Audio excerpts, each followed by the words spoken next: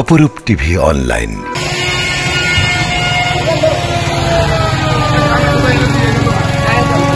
রাষ্ট্র কাঠামো মেরামত বিএনপির ৩১ দফা বাস্তবায়নের লক্ষ্যে লিফলেট বিতরণ করেছে হালিশহর থানা স্বেচ্ছাসেবক দলের সিনিয়র যুগ্ম আহ্বায়ক মীর কাশেম।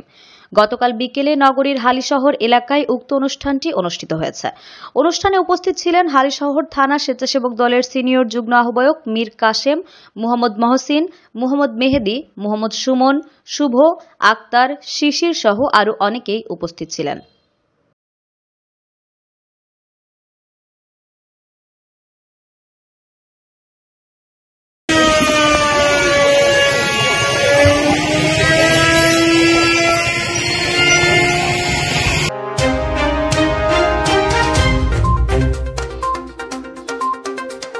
অপরূপ টিভি অনলাইন।